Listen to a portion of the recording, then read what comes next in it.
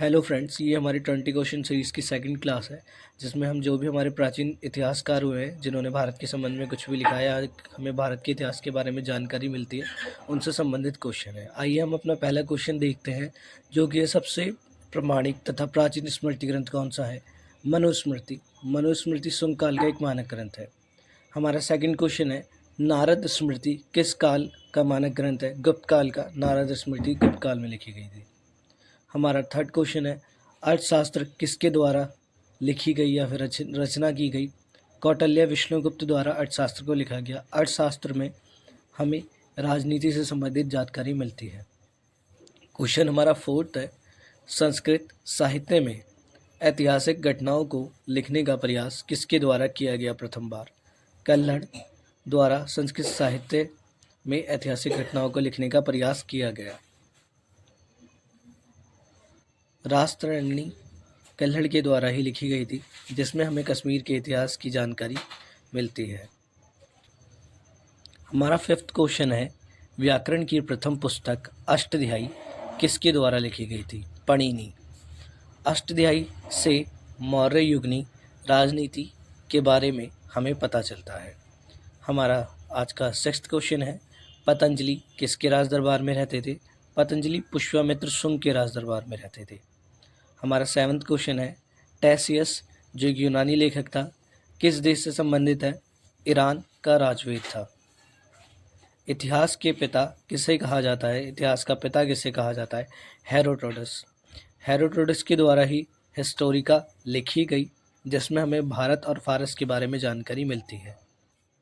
हमारा ninth question है, indica किसके द्वारा लिखी गई। मेगास्थनीज द्वारा। चंद्रगुप्त मौर्य के समय में इंडिका लिखी गई। डाइमैक्स किसके राज दरबार में राजदूत बनकर आया था। डाइमैक्स जो था वो बिंदुसार के राज दरबार में आया था। सीरियन नरेश अंतियोकस द्वारा भेजा गया था मेगास्थनीज का उत्तराधिकारी के रूप में। हमारा 11th क्वेश्चन है, डायोनीसियस किसके राज दरबार में राजदूत बनकर आया था। अशोक के राज दरबार में। मिस्र नरेश टॉलमी के कहने पर। हम अब हमारा 12th क्वेश्चन देखते हैं, टॉलमी द्वारा कौन सी पुस्तक लिखी गई। भारत का भूगोल। आज का हमारा 13वां क्वेश्चन है, नेचुरल हिस्ट्री किसके द्वारा लिखी गई। प्लिनी के द्वारा नेचुरल हिस्ट्री लिखी गई। इससे जो हमें जानकारी प्राप्त होती है, भारतीय पशु, पेड़ पौधों, खनिज पदार्थ आदि के बारे में हमें इससे जानकारी प्राप्त होती है। हमारे 14th क्वेश्चन है, फाहियान किसके राज दरबार में आया था। ये चंद्रगुप्त द्वितीय के काल में भारत आया था और ये 14 वर्षों तक भारत में रहा। हमारा 15वां क्वेश्चन है, हुनसांग किसके काल में भारत आया था। यह हर्षवर्धन के काल में भारत आया था। ये 629 ईस्वी से लेके 645 ईस्वी तक भारत में रहा। हुनसांग द्वारा सियुकी नामक पुस्तक लिखी गई। इससे हमें 138 देशों के बारे में जानकारी प्राप्त होती है।